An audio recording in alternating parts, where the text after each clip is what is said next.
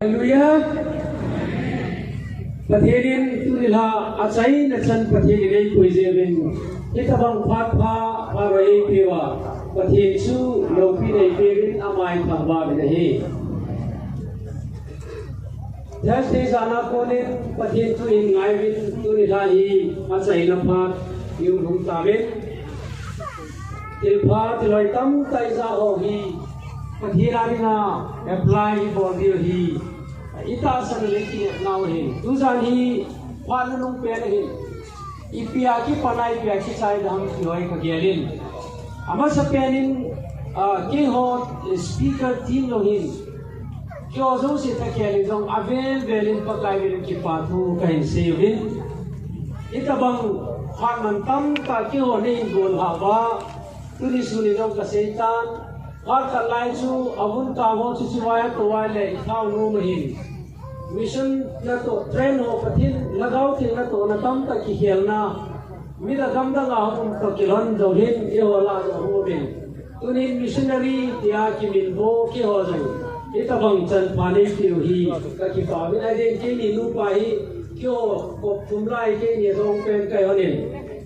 gari ka to pa do la nu lang ka chu ji ho nei tuni on to speaker ne ti na ma sangai to sa ho hin asa ka wa ho na phang Jadi lah tu yang cun sharing waktu ni kongwin, amani senior ay hontan, missionary na to na kengle patien gam na to na amani ako nin, amani hosturi ako nin kay ni jong tiltam ta kazilonin. Kawawa pan unkanani ko iko mohi, kyo jong prayer ni ha taon ho kamang jivin, kengle tilo share form jivin, tiltam tahi kapat sumpirin, patien katambavin. Tu ni ha hen Zimu gele kichen di wetan nute ho kangai tun zinga ilun ka ngala loy weiti dun loading thanom jogim diu ka ginchan tu chu nute koi rahin ke so pyo jong phasa ka da jamin WhatsApp posan bol wa chu na someone ki kai jangwin paloro pa nidas palora mi chi tu chu ngan nute na bolo ka di paloro chai na ki ko ngwe Kidang, ada, kau kabialai lah kapiezan, aita Bangalore apala botang bin ini ho, abang luar dengan sana ude sekihin, abang luar dengan sana hepui di luar dengan amara si tu pisah le ciri le Bangalore apa ciri tu, apke pukul tu min, ayo city apa rumpi kita pala dah hujan lagi, kacir rum lohe. Kasi nung punal in lang ako kabedala nute hon palo roin aki ko ludo kamu para sa kinong kinta mi kari ko ka bola ay ko tu ni palo hung ne ti sing ne ti tisu ay sinikel kala school ka bola ala ki sa ya so palo ki si man talawe azin ang kyong neta amasang ni chun e o kolmun ho palo bola chun he u te free aki ni madosi free akiเราบอกที่จะตาวนี่มันเป็นกิจใจที่จะอีเจียงเลยมีสองทุ่มแล้วเราบอกเลยนี่ไอ้วันสุดท้ายสี่ข้าเลยอะไร18นี่เราคงเนี่ยแต่ที่20ก็เสียดินอามัวที่มัวเสียดานจุนอีกบอกเราเป็นอะไรกี่วันคนนี่เวลาคุณกี่วันเหรอที่มันก็เห็นข้าแล้วจุด18น่าจะจีนน่าจะอามัวจุนจีนน่าจะ expect ไอ้วันที่ที่ก็แค่เราพูดการขัดการีตัวละก็คิดบอกเลยจะตู้ก็สักกินเลยแล้วจึงต้องเดินคอนฟาร์มนายก็คิดก็คอนฟาร์มตะปูนไอ้ที่นี่นี่ล่ะจูก็สู้โยมจันทร์ก็เวลาเราตะกี้ซาปานาจูกิจเย็นก็ที่เราพาลงคิดเลยน้ำมันนี่ลาปีคิดตาเลยเห็นตัวจูเห็นนู้นที่เราล้างสวัสดิวันนั้นดินพาไปเลยก็เวลาเราไล่จันกุนร้องกับต้องมูสิจูน้ำมันเยอะเสร็จนี่ไล่จันกุนร้องกับเฮ้ยเลยอากินหมูกุน่ะumai jo ale ki ongin kami di itiam kamudan kici lam katir kami be kalalo kami dong tho ale chi kwero abu ai ja moi hoi se divin te katin abano hung dong din do phar la kami na ki tho se pa de research ke iti ai jam ti sukan volta kan mola sunga lai di kan mo jo a sunga lai di chiwana din pa an su khole mi hoi ta palara makeup ki bol na na to Belgian lai ja sit a hoi mama jengin abang loi chun om pi sung ka ding ai kai jong joi mai the ai pi le jing thai ya pu nai I bol ngai bol ki ti wa hin lung chi di cho ha sa thoi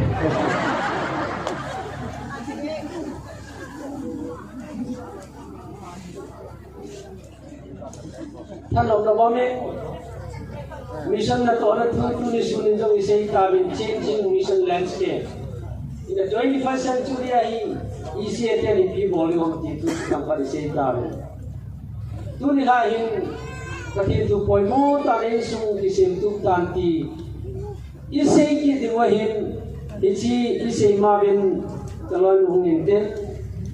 Bible jang sim na ki pamentin kini yung kanung chion pa lam ki ai tiep dom kan ta Bible ka sim sa sayeng Second King mama na simuitin kung somi tu jing ka chun chang ni chang tu simuin tu ai chang ni le chang ngai sim di wa hi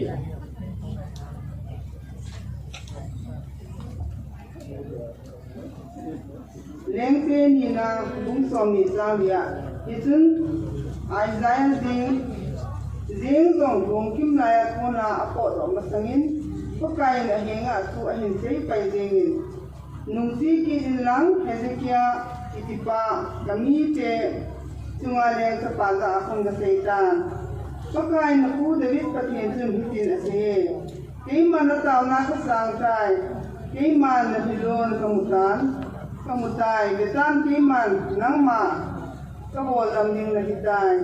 Nitumhin nile nang mapakay pa in kaya na sito ding ahi. Somero na nagikilo kre. Tutasun Isaiah hin Hezekiah sa ating asin pakay sa hingayin. Betan na insunga kikol kildo si Napa tenda ahin kol kong pitu ni gaya ki koi singsi hi berulan lama aki ko mang na ding ko ang nai tul dai I masa ken kini lo pierding ahi tin pakai na te nang ma nahin sa na sapa te kabe pakai mang ding ama ho su berulan leng pa leng in pia nukiso at building ahi atitan. Sufarin Hezekiah tu Isaiah sa atin. Pagkal kasi na sa ito akalingi ati. Isinip nila Hezekiah sun kay ma kanga sam alien po na iti. Apat mo na hiling hamtin ayang may ahitan. Matthew Bungsong Sang som lu ba be bin ke man nang ho ngei hon la ke ngoi ko nga ko so na hi be isi sun nang ho ul bang in lu si mun ba ku bang in to se khoi se nei lo bin kan pha bin pa thi na tu bon ta rin pa te ho pi sa Amen mizo sin pathenin mi khari achanga pharinga agel lo hi ti kasan mi ho zirei zo sin iya chiu bangin ke yong ilaya tu nia tu ka seiring ki lovin neu thakat pre se la tu ka seiring yan lang len ta ka seiring yan lang tolola ka seiring yan lang sa bola ka seiring jong le kalon mu correction abor to di ai ki sei lo ma ka dai tu chunga ka seiring lo hi atam zo hi ka sei ko mane ama patachu article ka ji long le ahoi lai ko khat cha mu noi ahoi lo lai bo se amoi ya cho pada pa chu ni na chen ka sei ding ho jong ya tam zo ka ni ona ka din ona ka sei lo be hon bo ya yi adang ni idea yi kam ti te la ka sei pa le chi ki ja na se ham ti chu explain bol te ngai hin ka ki pa in amai tu tam ta ong zao hin ka sei ko man ta bangin ne le gel ti on lang tu zan hin missionary na to na pathian dam na to na mi hang san tiếng lệ pathin thiên gao Isaiah hi atam zo thimin ka sei no min ijo zo si masanga chun Hezekiah hi sei panung ta len hin au sat lam panga strategy bol ho tiếng lệ pathin gam na to ding til su tu chara koidang tu se ya tip dan mi influence anei dan hi kidang isabin le ama ka bang judate lengla dang lo Israel te lengla ama sanga le nazo ya nungla ma nam pu ti Bible na record hin ita bang leng tu pi hu yang ki panam ti ka gen ring lai hin Bible sim leo hen abaisa kiti second chronicle chun abi atin second lenten in achun abaisa atin abaisa kiti abi Zechariah chan wahin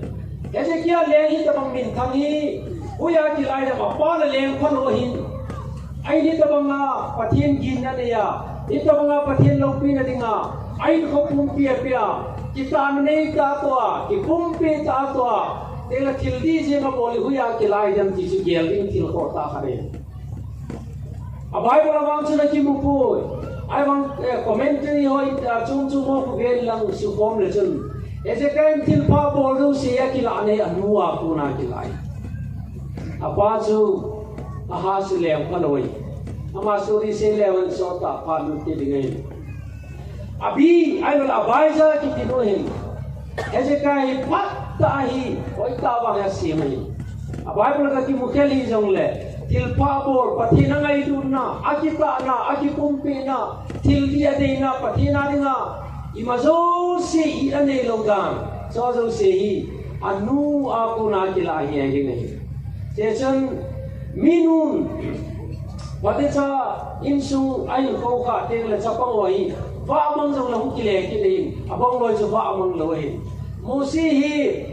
Israel te la lam kai len pen tu ni sanai hon amosi tu si mi sei chai te loi anuin nga ka bong joi ta bet ko le ya chen minu ho hi apoi mama ma jeng ka che hin ya chen Hezekiah tu sei jing la hin anu hi Bible in amin khat be go sezi ai wanga hi ai influence na sadani Israel le juda ani ni akai ma de asen pura bono Bible sim le han pura bola Israel te to juda te akikhan sai chu akai aloi ko me isana chu chu nei pa hi anu abai za se ai tu nei nu te ho nang ho jai gam sum wa hi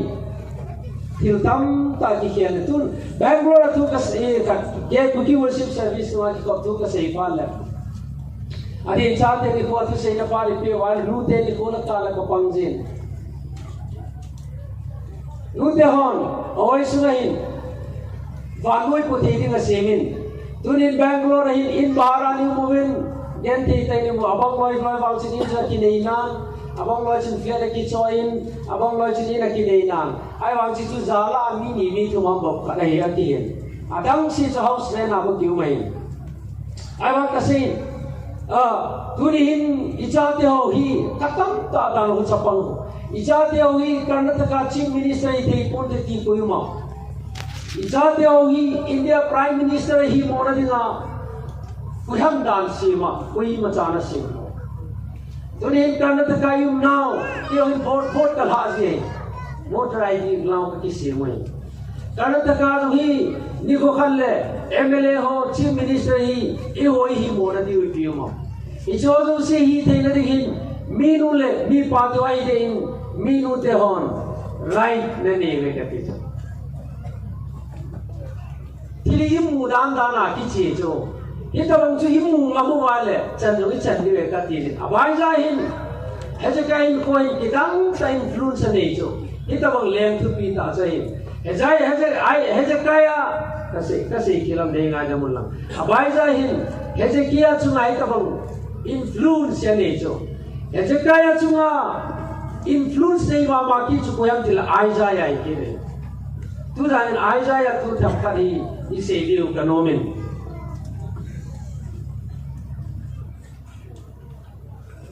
Bible sang isi mo bacun Isaiah hi kidang kasacho pathianin sei na thi thia sei cho jin kain Hezekiah to Isaiah bit thilunga tau khom hon Bible in ari ko ita bang kami thilunga tau pipa ko ma chu na thi dingai tai ti lo hi sei ding hi pathian thuai la sei ding cho tu lai ni loi ngai ta kom khara chu ichi bowling ti a ha chu loi le pai hi na ai ba ma hi Isaiah hin sei ngam lal ki ti ne lo chu pathina ku na mu phan Turin pathina dinga full time commitment ne ho hin ki cha ki ho wa ta chu tu lai hi ising ngam lo tam taum cho pathina ku na oi za lo jai sing ngam lo hi dam ai lo le iza wa chu ki sei le hi ki khan te ta ki sei ngam lo hi dam je hin Isaiah ku na ikil khadizil liu pathin pa sai de mo kate Isaiah hin reng sung ki sim tu tam na thi ding hai pi cho pakai pathinin dikhi na sei di cho tulai hin ke jong le pastor jong le teng la missionary evangelist ho hin the Lord says ki sei ngam talo pakai pathinin ti na sei na bolo le ti ding ai ti hi ki sei ngam talo ko bel zo hin e oi le pu tam ti tam ta yen na sang ko um je Isaiah ka bang hi pathinin hi se kam sunga ho le Adi lo sa di poi tingam de ai wang cho ma lung ye la sei ding hilo chunga ko na pathinin ape chu ki chi ai na le kadin ape chu ki chi ai na ai le singam jenging Isaiah ta bangi pathinin na hol len su ki sem tuk tam na thi ding ai abai bole na ko lo wang na ma ni relation hi deep ai ja thildang na wa sei ko mon ding ka yin cha cho Bible am lo ho se yo chu di de ko tin ai wa chu ta bang bor phat ni chu chi chang bep se se hon ko de ka ti cho jan ho wa to hon nei the chu ka ti da chu pathinin ai ko pathinin sein ati sa sei ding pakaya ding ai Isaiah hi bad news se yo la sei ngam jeng dam pathin he lo nei ti nei ti sei ngam ti hi ila pathin na ho ne bad news le bilo good news ang pa jong le ase ngam cha tu ja ni Bible chang su ma chen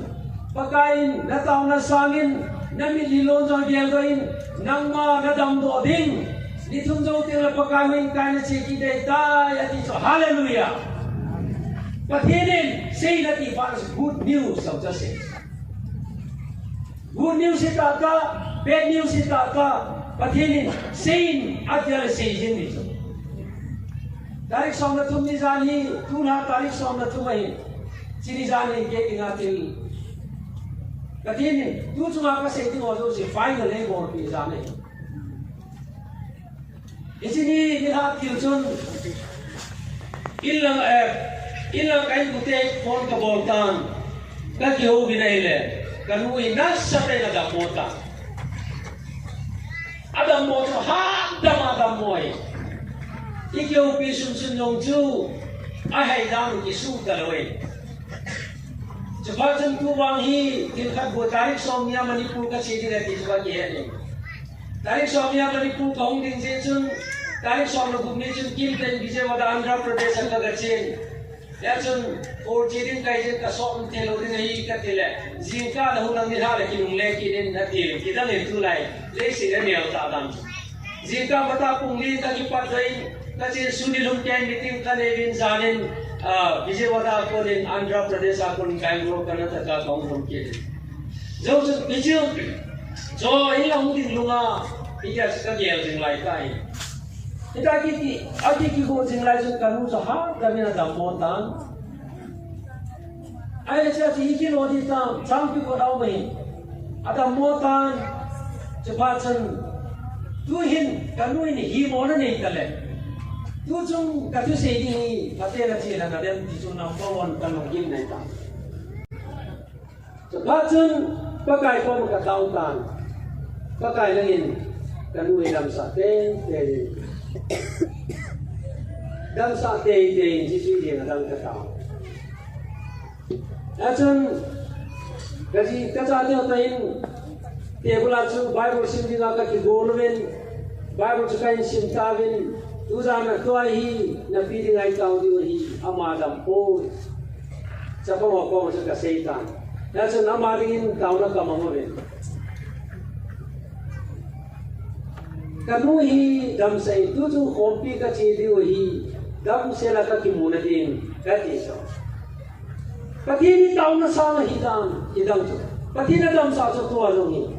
tu jai pata ki mu man lo lai wa chu cái gì thì xin các số vật chia chỉ vậy các cái bộ là cũng kỹ lệ cái này riêng cái kỹ môn nào vấn đề là kỹ môn nào thế sao đấy thì và thế nên là chỉ cái tao na asan kêu hi lovin ai oi nó có rồi cái thế ban si lệ hơn và thế nên tao na san cho recently two night masangka ka chân business bộ lo ka ai nó kan heo nei tao tu vin ai ka chevin ipina deu Katin ko maka thumding ipiham kinte ni nu pain ka dahon tan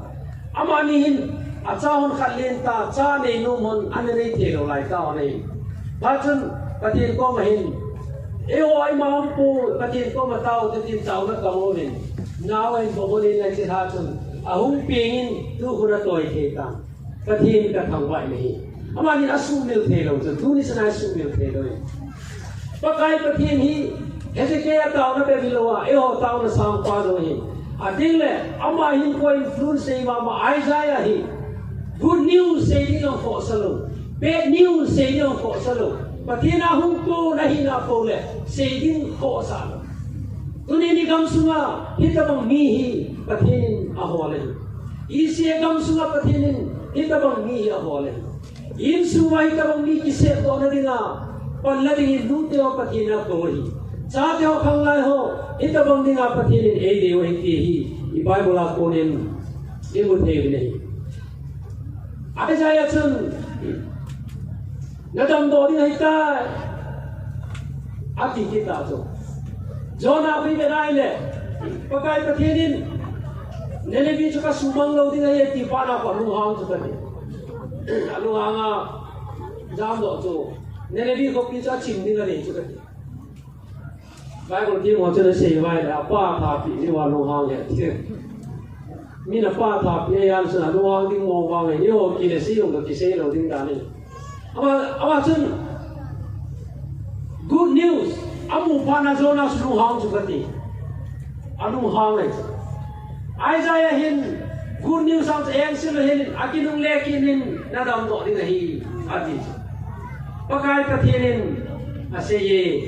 nadam ke man ka se ye tilo bible ne se hi na pole Billy Graham tu se hi kalung ti ma kachin chin ke kanen mi ching mi the mo chuna dong ka Billy nangin jona chu ngapi oi sunga ni tum la jam thu me ki hi scientifically ai lo le til chum adinga proof eta da be ti tale chili the ai ko ngapi oi sunga chi ti uma thilo wa the ga mati jo Billy Graham don pu nei kin oi ka sa Billy Graham pi se yam Bible ne se hi na pole zona chu ngapi oi su ni thum la jan thu mo me ti hilovin zona oi po su nga chun ngapi chu ni thum la jan thu ma me la ti Bible ne se hi na chi ong chu ka ta san na lai le ti chu pathin thang bai rum hen Bible ne se hi na pole ti hi igam sunai boy boy Isaiah hin good news ase pitang aban chi ga be su kina la good news ase pi da bilawa tu pi ka sa chu solution na pi chu e o patin ka mari ha ki pe do ho atam zo hin doctor mi ga da na na chu ki he low prescribe ki bol the lo tam ka chu ki chu nana dai chi cho yo si ki bal se ka mi chu ki lung gim sa a solution ki pi da de chu medical doctor on ni be pal le alo prescribe bata bol to lo li ta na chi ti he dong la ka na lo tulahin coronavirus je hin ti za am kan igam su ba e fire ko yum le lu le isal pal te kam para su tu pai je wai tan tu lai miu se ki cha gam tan kyang Bangalore ka hum sang chun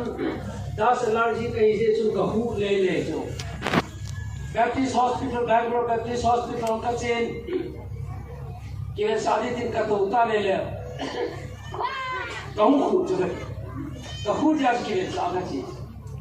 đâu có vấn đề là gì chứ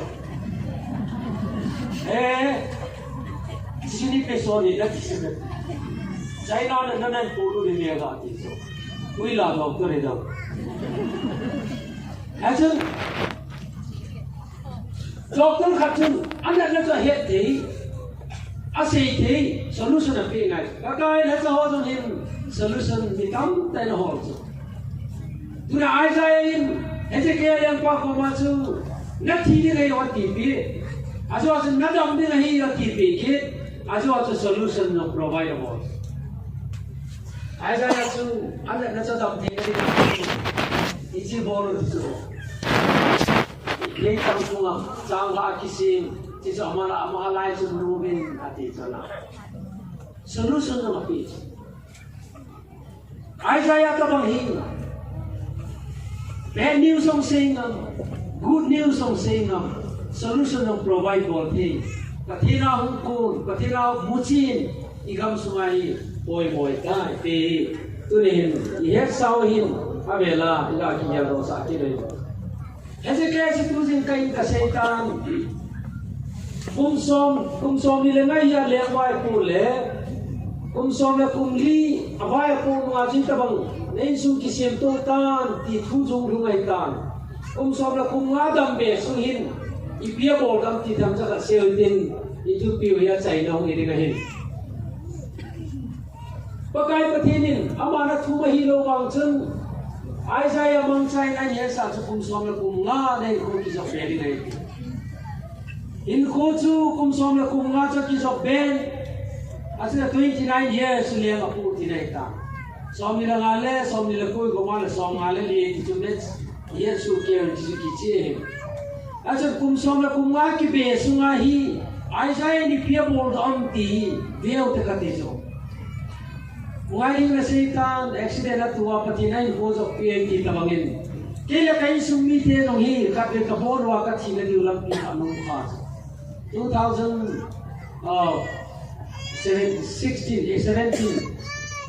16 Christmas Bangalore apadin kai covid punya Christmas mangdingin tu selling ka che ya chen kadari ne phai na lai chi chen train wa che sang kon lai ki mang nom ding ya tilum da no ka se ule aki to gari jo thai ki mo na ki ko i le ko ro ki tol na te ya chu gari khan pu do kai ko wa chu Bangalore apana GPS ka to wa ka na wa apana hi ka lu na diu chu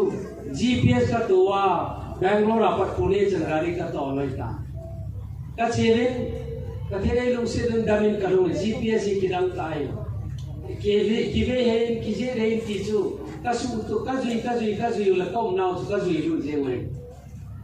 kom ki le pa rai ki tan ka ki man chau ki chai pa chen kom ki le lo jingka mat jana mi ni to pi pi jo chen ki mu hop ka lo jingka mata ma hu vai le achun highway ho chu mi gari speed hak the achun kiong in chak ale la len kha chu ga khel to inge ka tina wa ji chu gari tam wa len tin ga khel to inge tai tau ka ga line ka ga kat le ama chun all chana brek man na ta ki chu man ta lo hi chu pa chu ei ta ta ben gari chu ka ki to lo be Thina ni jong le pathin kidang ta cha pong wo in mu yong chu khang no hi e ti chun pathin a khut lai ta ngai pa yu ta bang kharin pathin ka gari wang chu a sai khat lo se cha sen no cho lo se chu insurance sam de chun a chom la min repair ki bol pakai pathin in khu hi aga jo pe hi ama lo pi la ngai man na tunin ilawa hin khakhara ki dong ding le Nitam tadi tong story saying ini juga kaging cang. Patirin kain koi hoi pia ti her waile iti mandiam hai. Ese kaya ta banga umum anabiyati. 15 years patirin ain khozo bepi sungai til pawang tam tabol so. Dunia isimu Salmon le khasi o khoman order khomana bol so. Ese kaya very intellectual lagi kire chamai. Salomon le khasi ho do se dunia ini ho hi arrange ko Hezekiah lem pa la ti mo na mo til pa tam ta mo oi Hezekiah hin lem dam ho jong hi kum som li apo sunga asim da lo chu sim da na dinga pathin nin pa da pe hi chom kha ta la bol ta nge ai wang bible chang azawai si ma le la chungai le han Isaiah thêm gạo pa hu ki ta chu Isaiah thêm gạo pa hu ki na til khat hong do ki ta Adam do din ki pa se chu Isaiah chun ki phong tam ta pi mai the hi til pa tam ta bol pi mai the hi ai wa pathina ko na hu hi ki pha na chu Isaiah chi ki na til khat ga se pi ki ni Hezekiah Adam do ko ni hong dam do tan le si chu mi hong ki thang tan Mizo si hetan cepat sen Hezekiah hin ama akile sa nang ruta chu ama akile sa nang rut pha na chu ama hin Babylon te chu Hezekiah lempa ko ma hung dinga hung pha na chen Hezekiah ko ma Adam do si pa pi din dana chu Babylon lempa chu palai ai so ama sai sinia lenten Puluding agonowa laki sa pada lekhain thanwa chu apon sila bokya apure khat oin na Isaiah ko ma ji ka tili hina so pinati so pai audam din ama itile sa na hung ta chu Pak tu Babylon lempan pelayan solo sekau dah jasa. Hezekiah tu tak lu. Sorry, Isaiah tu tak lu. Isaiah tu kalau mandi si sore kisima, li hung kita bagi terlebih dahulu. Babylon lente hung hi, ipidina hung Muhammad tiada. Kisi sedih karena Alengam sungai hi, Hezekiah tu haul di tengah itu apa nasu. Alengam sungai hi. Neither do we have any treasuries, checks, spy, gold in our way. Ani na to Galman Chaiza and Nayam, Kisat Pidile, Ekin Odam Kijo, Kizo Dinam Kijo, Galman Sabe no more, Atil Neho, a treasuries, house and a head no more. I want a Pulanga, a homosi Pidio Montile, Nadamdo, Kipapina, go away. Ani Abana. Isi Babylon te huwa chu Hezekiah lempa ko ma chu au se Hezekiah dinga thil ki pau ta ka chu piung seva mitile Assyria te ya hat walwin ye chun te ho Babylon te to nam ho Judah te pang kho motin isi Assyria te ku do hu te to kai pathin na se chu midang ho to line up ho ri na ti chu chelo ki cheng ali na ti chu Ama Hezekiah very conveniently acceptable. Isaiah itu otalo, kau macam itu otalo. Acang amal makile sanom pana tu. Babylon aku na spy huacu, kipata na lam tu. Ain semua tildo siapa sahaja, ahau sat pana tu. Babylon kekamnong cerita ini ya, tildo siapa sai. Cepatkan Isaiah tu kita tu. Hezekiah na pun hulu, tu pelai punan soalan nak kita lalu tu. Patien cun si ati si takin ni ni. Patien Isaiah sahungin Hezekiah koma si cikam. Dua humuhasu, hilang apa nak hibam. Ating le, ipi tu asihom, cilnya tu.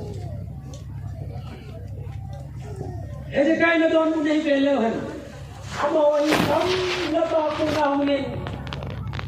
Ilay kay ki mukti na hungin. So kam na tako na. Babylon apa na hungin hibin. Kam na tako kay ki mukti na hungin hibin. Ay mga Bible patay hibelehan. Hezekiah hin. Ahung na asi suka ko mahitya save dihi. Isaiah ko maayi. Asi ko ta. Kaya patil na sa pa ko mas Hezekiah hin. Even ita sa. Patin, ऐसा बात नहीं ना कि cow relation ही गमला था। patin आपको नहीं गमला तेंगले। निहोन patin साथे वही मुयों की मुंगमलो। मा फाकचुन kisah pinaro cun kagolhan lai kiri ngai kagolhan lai la sa katha nomin patiri kangai lu patir kyo kom le katha nomin silmi dang no het ching ngai ding hin kau dia lon khathi takhan kwa su pu ka tia hin amai tinglang ti morum na lai ja chu khatlanga konga khatlanga chile ki moto lo hin teilang kai khong tan ama lang ko rahu ngai ama chun lan san bai so lu pa ting le kila pan sa hin bai so lu pa ting le kile ala ta san sa hu pe pe le pe ka che do la ma hu che do ka ki su to hon le se di he lo pan bai so lu pa ting le o pa kai ki mu pan sa o pa kai mi him khan hin ông da nó đi lâu tiếng lệ cái thiên là cho kỳ chặt cái cái cái leo thì ai nói có mày im phát này à thứ siêu thứ siêu rồi à thứ siêu thì phải mình tỷ lệ Assyria thế đâu nó đi một bằng khổ một点gì rồi chỉ là ai nói có mà siêu nó nghe nghe là nó mà đi rồi các số biết họ tôi này gì hiện nay cái gì ông đang chỉ chung chung này Assyria lên tên Hezekiah apa tiap nau hi rupi ba kai ki tum tabanga vel rum dinga gol Babylon tên Hezekiah bolan hi gul tabanga hoi so chilai phana chu Assyria te chu mi amin thang sa hita aw Babylon te chu vai kurunga hole ro Judah te gali nga kai mo wa ji chilai phana chu kutilong no ma min thagi nai lo Cia Hezekiah ông sẽ kỹ ra thì qua, atil đến hồ về thì ngào rồi. In hồ mà hin, ihe lâu cái, thì tâm đại hùng gì chứ, nisse hin quay ihe lâu tâm bảo, in hồ hi nè mong được rồi, abang tiếng là tin bắt ta bang, ai còn ấy là tiếng nào thật là phải đấy lâu chứ. Ini kamu ngai, yang na hung dari cumi. Hezekiah yang pawang cun, Assyria te JP bagai kitum mga hung cu, Isaiah thiam gau kapathin tapang fomin ananan joy. Babylon te hung kitan, gulta mga hung tan, awahi pacham na nasata piu cu. Pathin mihema patep nahi chiniu mai. Hagena gen theina Hagwan Lord him na. Chỉ tiên nhảy mía hi na ki hết. Miếng khai ra về bay lăng pen chu, ít bao mía hi hết đã đi lăng cày pan sòng kịp thiếu mà chu. Miếng khai đi ít cái vay xe đi thêm số kia hi, in lăng in cày tiếng là bao hi đã đi lăng riêng chu. Ya chu, bao cái pin khô mà trong hin. Ken thi na sa ta tu tiếng lệ, mía hi na ki lăng hi. Lo đi na sa ta này ki pha trong là hi na ki lăng hi. Hezekiah hi alo di utang aham setan zilme yong pathin cham na koi pitan mi hozu se na sei khatan mi hozu se na be sam ta bin lai ka suna ma bin changa ki insan hu dai ka parachun Babylon te to pan khom ding chu agreement tu lai le MOU asai ki ding ra pagai pathin Soto kisam kahimin kisam man yung inatipa sa hepa talo. Tunay kaso pite ho patinin bolo din hi ati bolo izan mo kati. Patinin apapo yati ho chu izan bolo mo. Tunay Bible ni tina sen bolo din hi tia pangam din hi izan din ho. So pite ho kani Hezekiah beliau je. Parcen amat lumtima, ita kikil parcen Isaiah cen ahung doa tu aman sejilek leleta. Ayi bangai Isaiah Hezekiah koma seju Bible ayi mui. Natil na ipi lagi sam atile. Katil nejo se abe nu khat jam koi abon jagen kame se. Isaiah Hezekiah hore na ka sa. nang man na lam do zo hilo na puna pate ka na lam do go hole nang na lam do aki go ma pe lo na bona ki tol mang de ti so abana sai ki ko pe sai ki ro nang ma chate nang ma sun nang ma chila ho Babylon na luki suwa pang diwe ti so Akai mong ni kau luki suwa pang diwe ti so Bible ti mo nan de wale Daniel Shadrach Meshach Abednego ko Hezekiah kambuya ko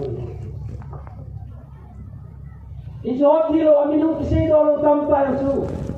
Hezekiah sun amain sumi amain sumkun hodong su le sala Babylon at tamoy Iti sa mga taong din aso, iti sa hajaya na sa ipa na aso, iti kahit betang mo, misa ramdam, alung gel belaw si, ibe gelaw. O,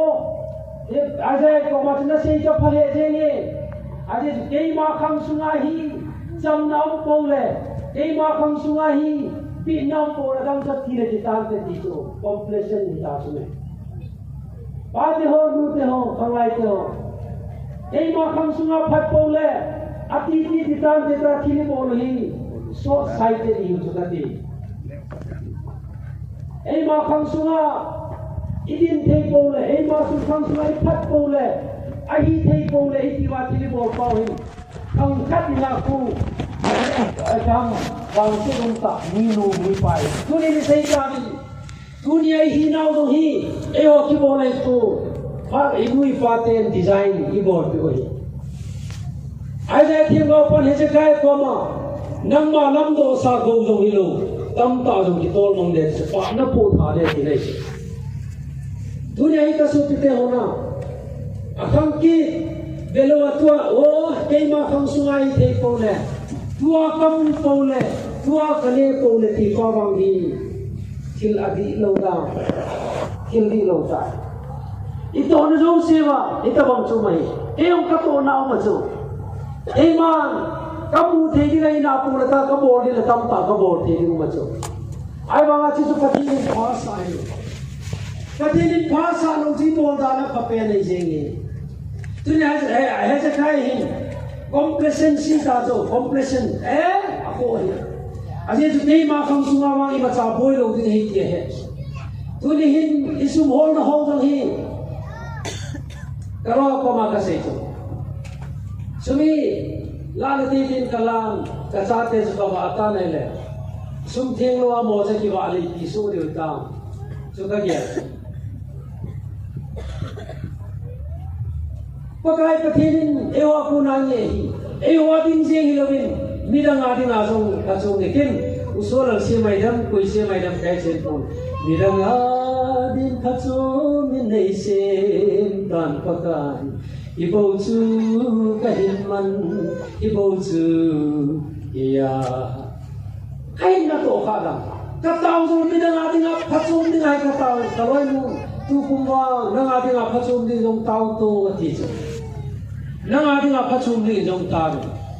Midang ating pasum nei sienta. Aje su kei mahi gen thi ka Bible si mala che kai. Atam ko ne he doi. Ni ko ma ki patu ka gan si man do ne jom banga taw na ki patu ka se ei ki thopi da nam kari mi no mai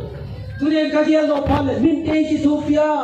min ke jing apana kina kam khamai ji theological education ka ne ai le mi ding ai ki kapan da ham ka ti jo tu ai ka dia ni organization len pi lam ka ho ka to ko ma no organization ading ai pi phadamu ta ka sei phale pathin ka thangwa ji sakati Kacun, Amerika hoy mupal Amerika ko may sumti thungoy. Amerika pan mi khalil kowen. Brother, niki thopi lagi. My goodness. Kin Amerika ho jit ka thopi le. US apan pol. E ho dinga jan ko pung soma ko la mo sing kai. Ike ole kitu chare. Chana mo hadin process ho involved Amerika mi thumle ni ta bang ska bol. Ejun Pati ni ka thangbai ho bung le mi ho society ho adang da ding a thela ki bor pha le ami ho sangai ke ka ki pa ji sa cái cái thiên nhiên chân đi bol sa thế gian một cái hết rồi cho dunia cái thiên nhiên chân đi coi North India chân công mình UP dung UP hin atile MP tai lang Maharashtra dan Jammu Kashmir lang kon công mình bidang ho din atil pa ka bol pa le kabol i ho lang kan ki ho ala ki ka chukan ngel lo so Minang ading atin leo kati bol palle min kaki pa ti pa nang sangin ti kaki pa so iman commitment kat kani minang ading apatsu min nesi mit on pakai di kaki farne mi ading atin leo kat ka bol ti nila kat ngai leo sa ta kasi ko mo min pasalo ti pa no su wale da sum ki ti ke ko ma phelo so au man sun pi ro di ji mina siang sun ka kungai man aba ni ka to man lo su ka pi ji mina nga nai to phali ko hen nok dan iki pa thi ro phali chi ro ni ka pa phali ko nom so mina ki pa phali ko nom so mina ki pa phale I ko nom tu ni hin ka so pi te ho mina nga ding gel wa ke ma kham sunga phat la pong le ti a India pau hi chon sin la len pe phali tunin ke ko phat ka sei to banga ki la kha ding ka ti ram chu ti sai ko ai kalung tu ko ka sei ha bola bowling kanuk na lai ha ai ko tin ei pe chana bowling kanuk na lai ko kai ko tin ari ga hi isan ngai to thei ni ho ma ba kham ki rom ding lo hi ta banga se ki bowling ho dunia ngai do jo sin igel di watil khota ngai to chu ei ho kham be hi lo ahung ke tin khang adi nga so lung gel ese kaya bang hin phat se na ding kam tau me ama hi na jo se ding kam tau me ai bang se rum te ale lang hi be rai le complacent ke da so asa pama na se hi you se ma so na se ka ama ta bang wicked king Israel lengam so lengo jo se la wicked hi bi dia ga su te ding le asa chapang ho Aha, meya aha na kui be ala give data ana be to YouTube on search ana bol le tu iti ta mga amo pa lim khara khot lai ma lai chu ngai naw se ro khom na wa chi am leng lum ji lai chu ma ku naw se ro a ko yo wa a ka bi so ame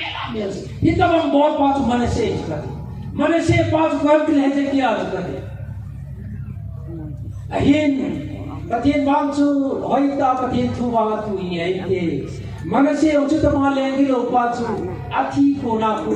kisi thoi manase cha pa chu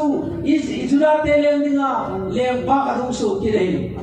Bible commentator ka chung ase hoi ka san eje ka hi bang se rum ta ka pi chun cha ne lu in thita nang le pathirin juda khumbu ya hundi pa ka Yesu Krista ki lu na pe de boy ye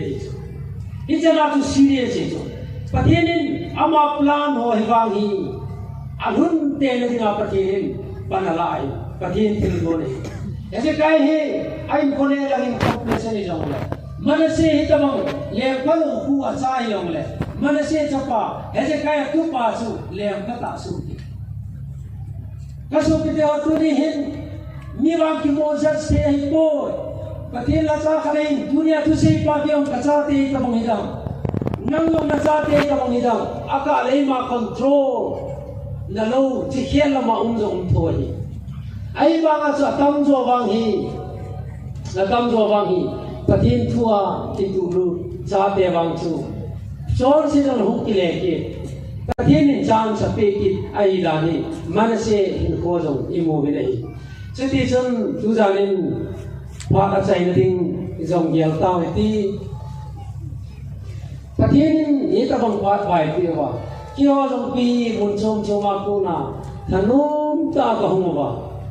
Nangon zong paman tak taning dah wa. Dunia itu bang joint conference supita. Langkah ho kaberin kalau itu tak keujian.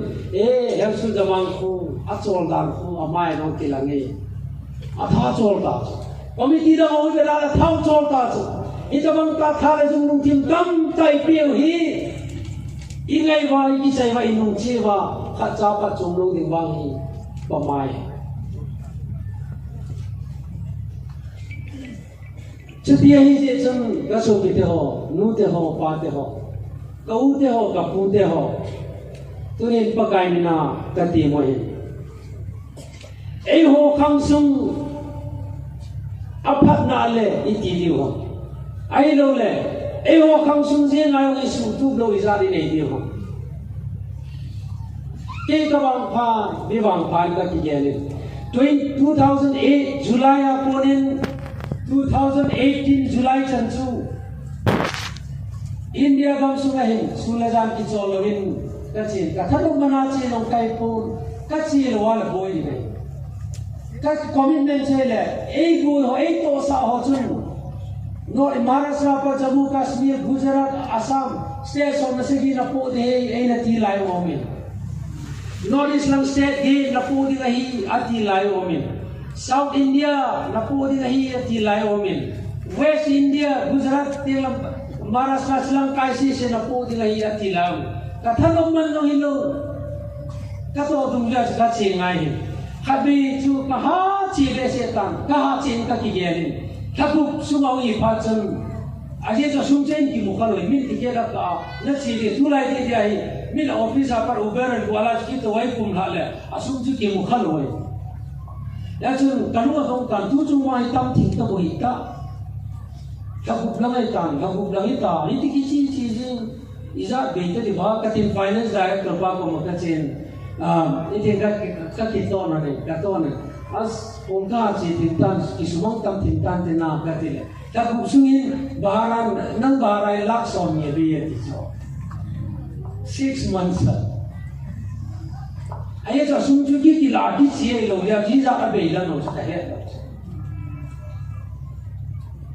iti chun papakatun India hi som in Jammu Kashmir to Kenya Kumari abon ni North East abon in kachi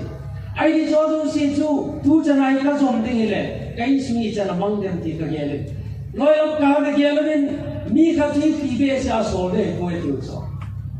ama jine hi chane hi aji cha ki ti chapa chun reduce on ki bol ta no ki bol so ki bol si tu ang sun ko ti long long niao cha se ta Lai chun kumni 2018 aku nahin traveling reduce au itang pi in sungahin kachate hoi ka ben katin aba rahi katin ei musai tu hin in India kumpi hin kachelen pawalen chila kachin ilai hotel ka hungin chila ko jojo si pia pangnam chi kachate ho hin katin thua palesa ki ko kham ni pia pangnam di katin ei ya sa pas kawan ka nasa tayin ka kiton singkal sa teo ka thodo pa thau ai mu yong ka poma nei mu le mu win ta taw na ka man pi thodo so kasi ho hi bol phat sei to kiloven ai wa ai pakai ka thin in chance sei pi rani 2018 na ko 18 mid 18 na ko na hi ka thin in tidang ta in su go hi na sa ta ve na ka thin in pha dei pe to kilona joint conference on life partner pe hi kaki pana le nei tunin kam ta se hi jong len kin nong ka bo nei se hi kaki phalak lo nei chen kam ta mai ai ka bo lo ka se ding ke ding a za cha mai aje chu no chi sang a bol pa no di oi a bol no ho ni bol di oi a bol on ha bol ai bol ni jang ka cha te ni ngai lo hi to awang ka cha te ka tu la le khadi ka pe chu ma to khat ka je khala choi aje chu looseness ho mai tuni hin so pite ho khang khadi sem diu le tuni hin ho hi nei sum ki sem tum tam tin zapi general ding tam tai sevin ai hin atunu nung pending a chu nang ma in su itum na agi tum lo ai le ti su tu ding ham bi ti pan khom jam gobung lam ka o min pa so o min pan khom ma pathina dinga ikat pa ai ta tuni business ho ve thakti tu ngai ding hi ivet thak ngai ding hi pathin nab to pathina ni pathi ko ta chan na ngai business hoi bet phati hi atel le bible sim dam loi bet phati hi atel le tin koi ki man cha no thai bet ka ki ri kanu la kapate ho so pi le nau to kanau te ho tel la kanu kapate ho kapila ka phute ho tuni hi pakai mina ka ti mai isia gam su hin thula isia nu le pa na ho in su ti ho in su hin au ti ti isia hi ita bagi sim diu dia in sumu dunia in sum hi tu ne ke hi na sanga hi ka chate phazo hi na mi chate i khal lawai le akham to lo ki chate i khal lawai le alo hin lo ki lam khan ta sa kyu ka sei pu lagaw tu i ka nam apo na hi ki go ma in su hi moving forward i diu hi pakai pathin ade sai pathin ko ma taw na ma te